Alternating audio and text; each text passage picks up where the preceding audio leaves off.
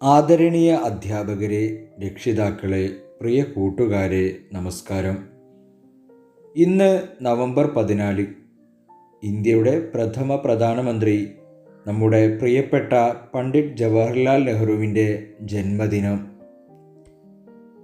എന്നാൽ അദ്ദേഹത്തിൻ്റെ ജന്മദിനമായി മാത്രമല്ല നമ്മൾ ഈ ദിവസം ആഘോഷിക്കുന്നത്, ശിശുദിനം കൂടിയാണ്.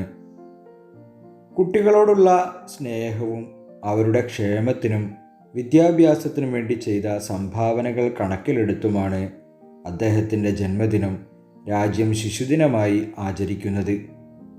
ലോകത്തെമ്പാടുമുള്ള കുട്ടികൾക്ക് നെഹ്റു ചാച്ചാ നെഹ്റു ആയിരുന്നു. കുട്ടികളാണ് നമ്മുടെ രാജ്യത്തിൻ്റെ ഭാവിയെന്നും അവരെ വളർത്തി നല്ല പൗരന്മാരാക്കണമെന്നും അദ്ദേഹം ആഗ്രഹിച്ചു. ചാച്ചാജിയെപ്പോലെ നമുക്കും ലോകത്ത് മാറ്റമുണ്ടാക്കാൻ കഴിയും. മറ്റുള്ളവരോട് ദയ കാണിക്കുന്നതിലൂടെയും ആവശ്യമുള്ളവരെ സഹായിക്കുന്നതിലൂടെയും നമ്മുടെ പരിസ്ഥിതിയെ പരിപാലിക്കുന്നതിലൂടെയും നമുക്ക് തുടങ്ങാം. ചാച്ചാ നെഹ്റു പ്രകൃതിയെയും മൃഗങ്ങളെയും സ്നേഹിച്ചിരുന്നു. നമ്മുടെ പരിസ്ഥിതിയുമായി ഇണങ്ങി ജീവിക്കണമെന്ന് അദ്ദേഹം ആഗ്രഹിച്ചു.